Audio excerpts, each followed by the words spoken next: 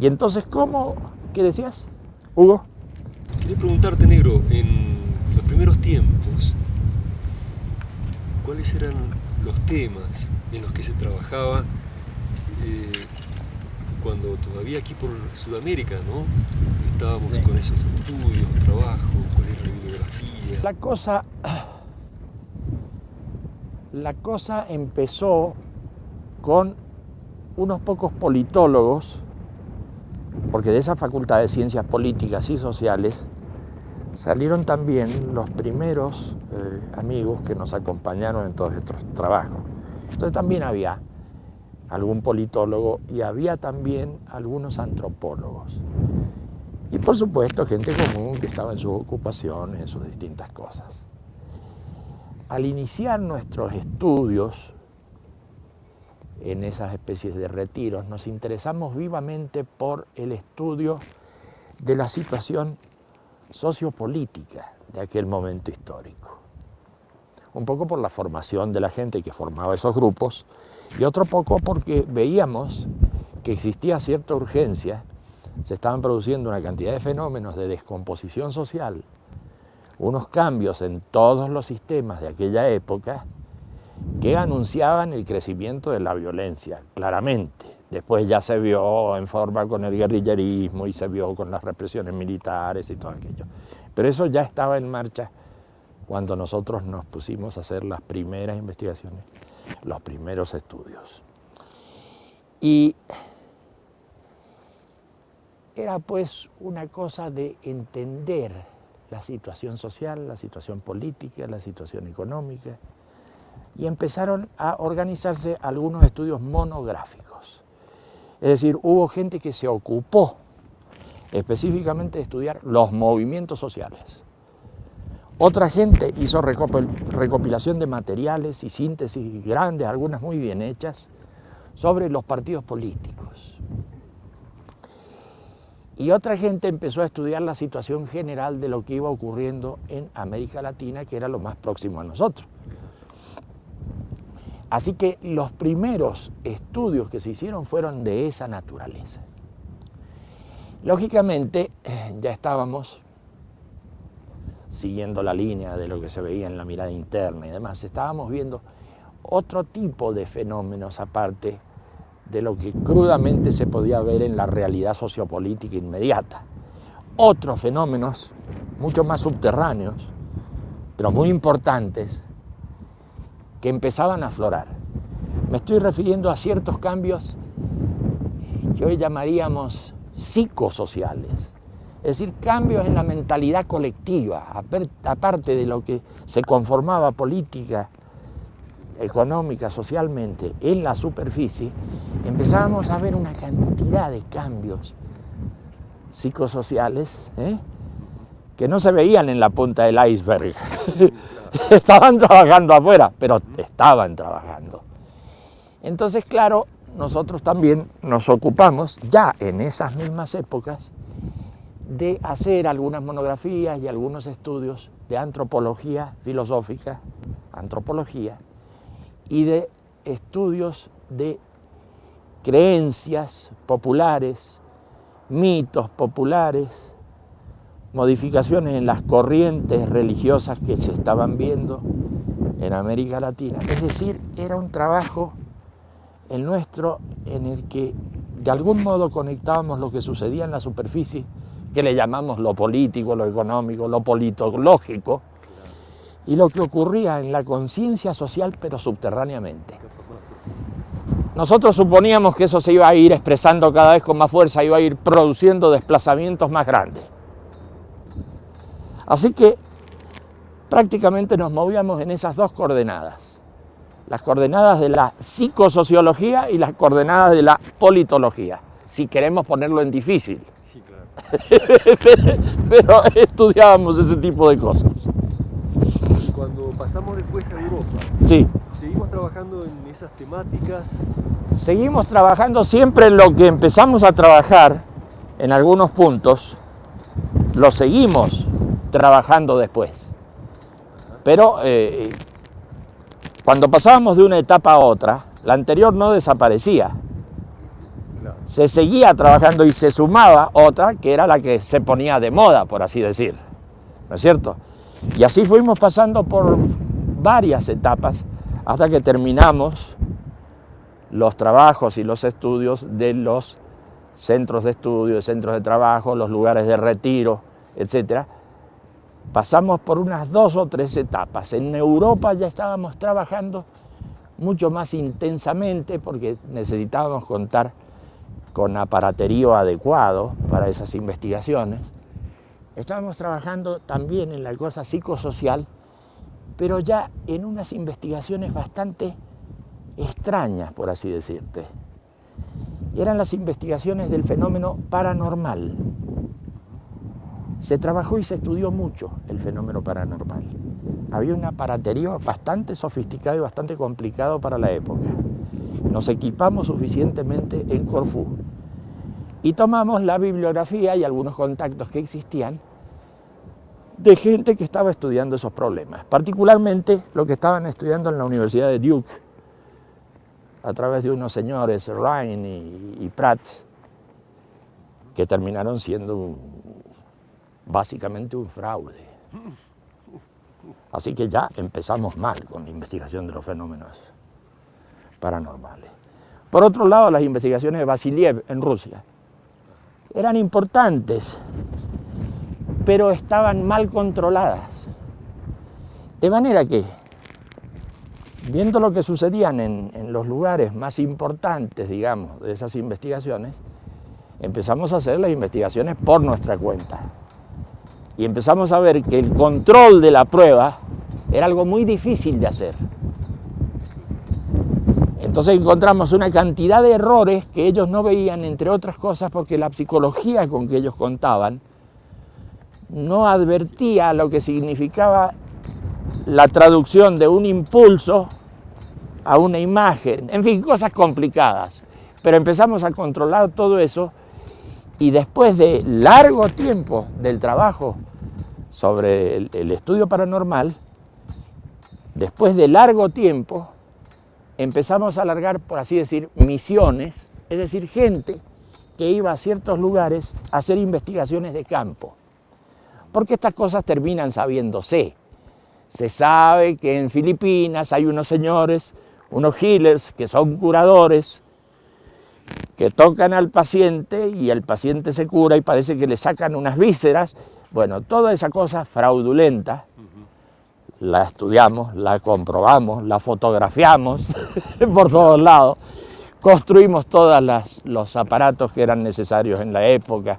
Estoy hablando de cámaras Kirlian, de aparatos de resistencia galvánica de la piel, aparatos electromielógrafos, etc. Y por el otro lado, con esas investigaciones de campo, fuimos haciendo comprobaciones de casos extraordinarios que en la mayoría de las veces eran fraudulentos. Entonces nos iba cerrando el campo. Por un lado teníamos los errores de los rusos, por otro lado teníamos la cosa fraudulenta de Rhine y sobre todo de Pratt, más que de Rhine.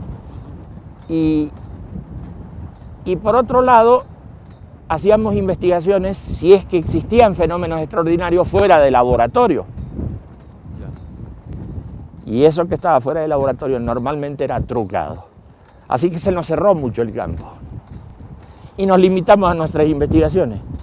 Eso sucedió en Europa, pero mucho tiempo. Después, al volver a América, fue una investigación que duró como 4 o 5 años. Y la bibliografía que nosotros producimos fue una bibliografía interna, nunca lo publicamos. Pero esos son materiales con los que contamos. Volvimos a América y luego de hacer esas comprobaciones por todos lados y de investigarlos, llegamos a la horrible conclusión de que el fenómeno paranormal no aparecía nunca. No aparecía. Por lo menos, con esa forma de investigar las cosas, el fenómeno paranormal nunca pudimos comprobarlo. Entonces, pusimos al fenómeno paranormal en el costado cuando se trataban de dar explicaciones espiritualistas o explicaciones especiales, explicaciones que contemplaban el fenómeno de los ovnis y todo aquello, los pusimos de costado. Los pusimos, dirían algunos otros estudiosos, los pusimos en epogé, los pusimos entre paréntesis, porque nosotros no tuvimos ninguna comprobación y lo que existía en el sistema no era fiable. Así que ya ves, esa fue una investigación que se agregó a lo que veníamos trabajando sobre el fenómeno politológico y el fenómeno psicosocial. Esto tenía mucho que ver con el fenómeno psicosocial. Se producían perturbaciones muy grandes con estas historias de dimes y diretes, de rumores, de ovnis, de cosas raras. Y bueno, para mucha gente era una curiosidad, pero para nosotros era bastante importante comprobar que aparecían todos esos fenómenos. Así que nuestras investigaciones fueron muy variadas.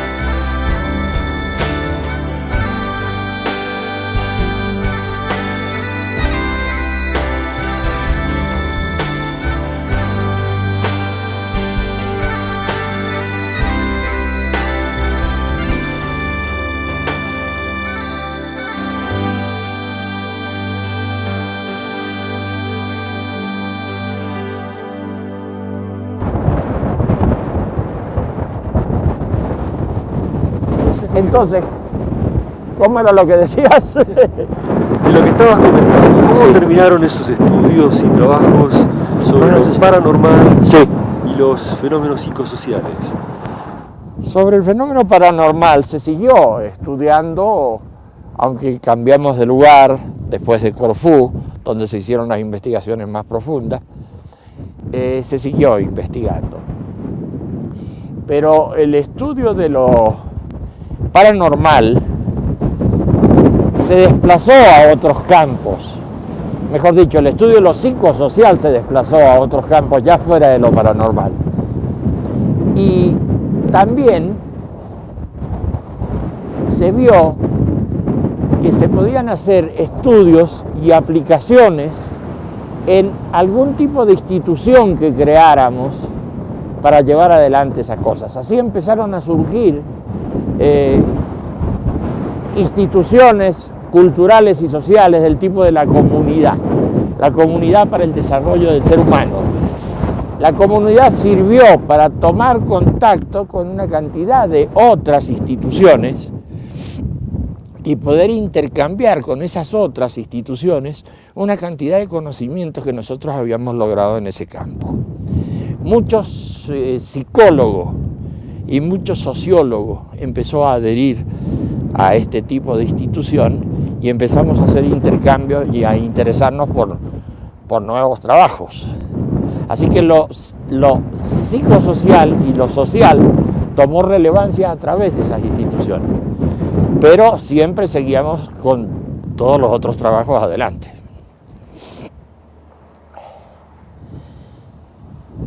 Sí, eso es lo que puedo comentarte sin complicar la cosa. La otra línea de los politólogos Sí. también se convierte en una acción que se va concretando de algún modo, se retoma y se concreta en una acción. La cosa de los politólogos y todos ellos, sí, también, así como existía la comunidad y empezaba a conectar gente de ciertos sectores, de estudiosos y demás, empiezan a formarse ciertas organizaciones sociales y políticas. Aparece el Partido Humanista, por ejemplo, que empieza a desplegar todas sus actividades en el campo francamente político, así como lo otro. Y es más, de la Comunidad para el Desarrollo Humano, de esa institución, se hacen los primeros pasos para constituir los partidos humanistas. Eso es muy extraordinario. ¿Qué pasa con el Partido Humanista y demás? Lo que pasa es que las investigaciones que se habían hecho y los estudios que se habían hecho hacía mucho tiempo atrás empiezan a fructificar ahí y es muy fácil para todos estos amigos crear su plataforma, hacer sus desarrollos. Tienen su bibliografía también, porque mis libros tratan sobre todo ese tema, así que están suficientemente pertrechados para iniciar una acción política y una acción social. Así empieza a desarrollarse todo eso que es muy conocido ya en la periferia de este movimiento en marcha. Eso es lo que puedo contarte sin complicar enormemente todas estas cosas.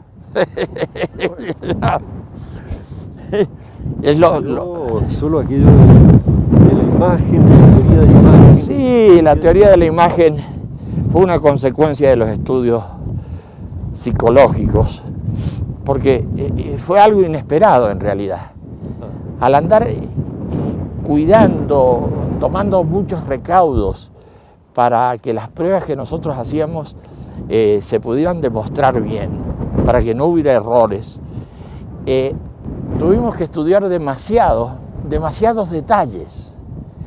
Y al estudiar esos detalles empezamos a ver fenómenos de traducción de impulsos y cosas semejantes, y empezamos a estudiar la imagen. Ahí se desarrolla la teoría de la imagen. La teoría de la imagen da lugar a la teoría del espacio de representación.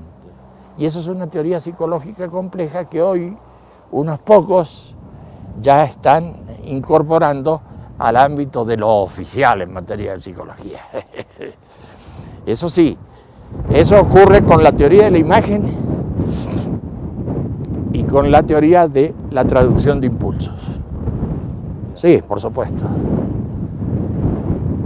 Así que no se paró eso de ninguna manera. Estábamos hablando, hace un poco tiempo, estábamos hablando de lo que había pasado en el campo de lo social. Claro. A través de la comunidad, a través de los partidos, etcétera. Sí, pero no se dejaban de lado las otras investigaciones. Claro que siguieron y siguieron adelante y siguieron fuerte. Eso es así.